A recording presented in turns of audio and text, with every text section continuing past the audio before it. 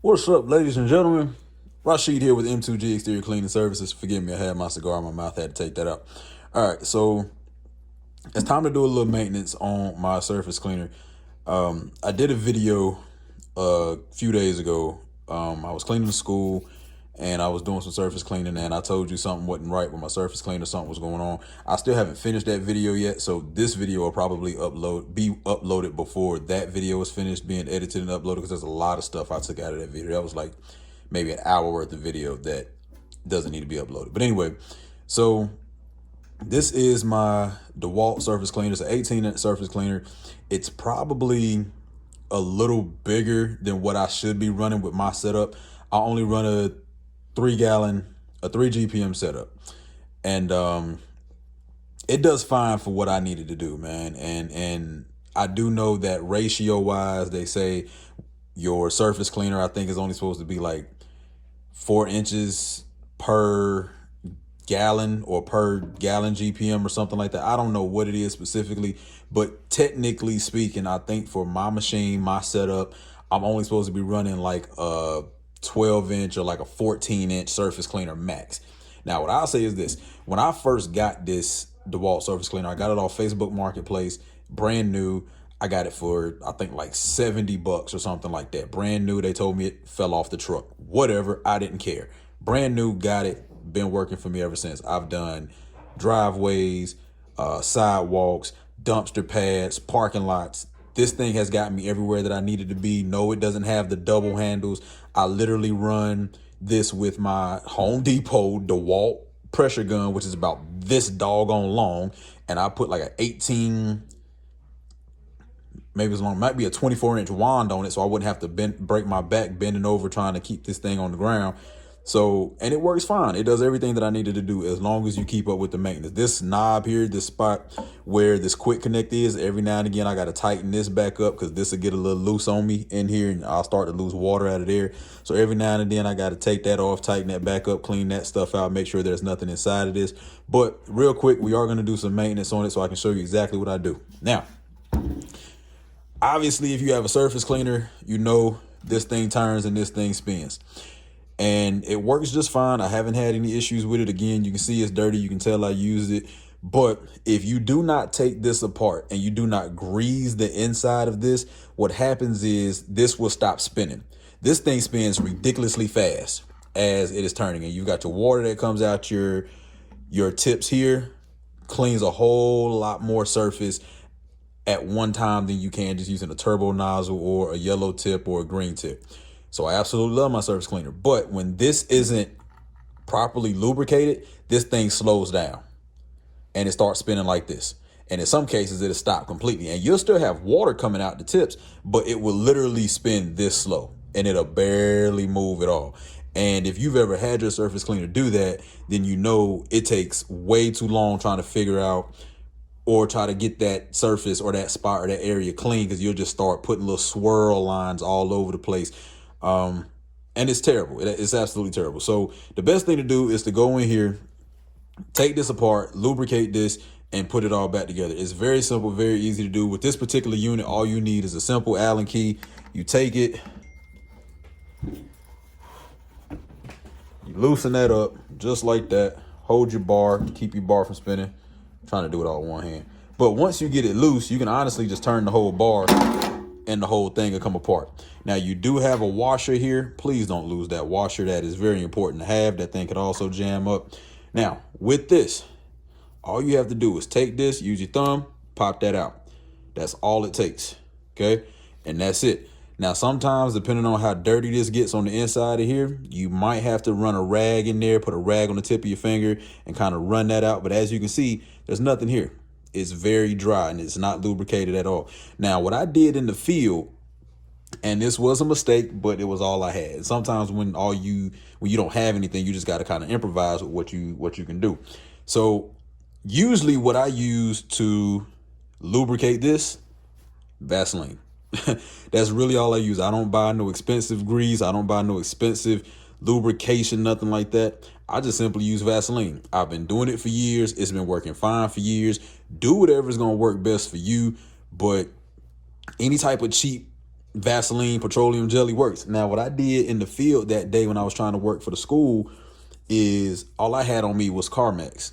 My lips are too big to be dry and ashy. I don't go nowhere without Carmex. So I used Carmex. I put it on here. Did not work. Within the next 10 minutes, it was back stopped up again. It wasn't moving. It wasn't rotating the way I needed it to. So I said, all right, cool. So I finished the job with my wine. But take this washer off as well.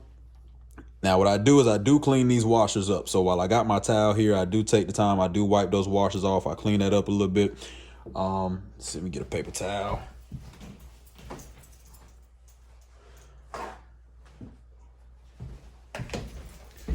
So again, I'll take something. I'll go down inside of there. And I'll just kind of wipe that out a little bit. You can see it's not too bad. I'll try to go on both ends as much as I can. And I'll try to wipe around just the edges, just to make sure that if there is any dirt, anything like that in here, I can try to get as much of that off as possible, as much of that out as possible, and make this thing continue to work for me. Now, over time, eventually, yes, I will get a bigger surface cleaner. If I ever start doing something where I'm doing like huge jobs where I'm gonna need more than just 3 gallons a minute, then yeah, sure, I'll get a bigger machine and I'll probably run a surface cleaner that has handles and stuff on it. Yeah, probably will. But for the time being, this has been doing me just fine, and I have no reason to spend that money on that equipment when I don't have the business for it just yet. So this is what I'm gonna keep using. Now with this piece, I didn't wipe this piece off. All right. Now, what I do here is I try my best to avoid these holes as much as possible. These holes line up with the bar, okay? That way the water shoots through the bar, spins the whole thing. So I try to avoid putting anything on that. But all I do is take a little bit of Vaseline like that, rub that around that top part,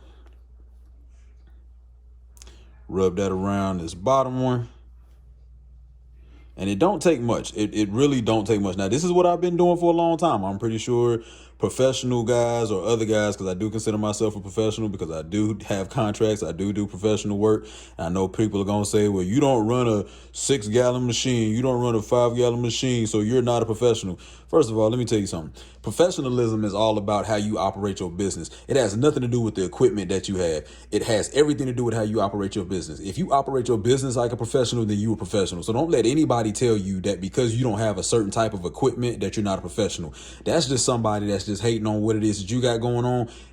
You can be a professional and start from the very bottom, because I know barbers who have 1 adjustable clipper, 1 trimmer, and they are professionals. I know lawn care guys who have 1 push mower, that's a bagger, 1 trimmer, and 1 blower. They are professionals. So please don't let anybody tell you in this business that if you don't have certain equipment, you're not considered a professional. That's just a person that just want to run their mouth about stuff. Now, some things, yes, as far as your procedures and stuff go, if you don't know what you're doing, yes, that can make you be very unprofessional. But as long as you know what you're doing with your chemicals and your procedures, don't let nobody tell you that you're not professional. So anyway, got that lubed up. Put my washer back on.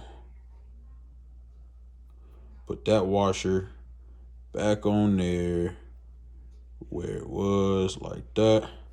Boom. Now again, what I try to do is I try to line those holes up as much as I can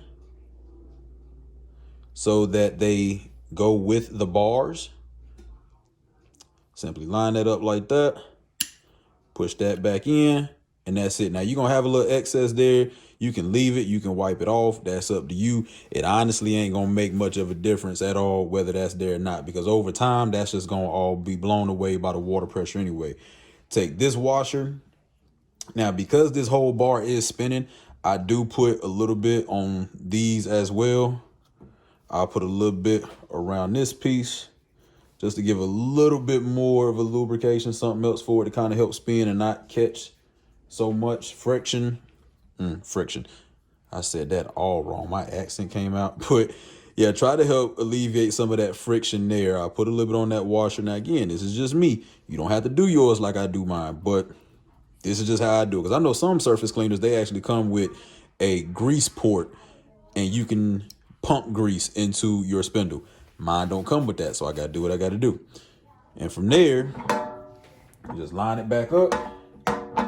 Make sure you're not crossing your threads. Spin that on there. It'll start to tighten up on its own. Take your Allen wrench. Get it snug. You don't want to strip it. Spin it. Make sure it's doing what you needed to do. And from there,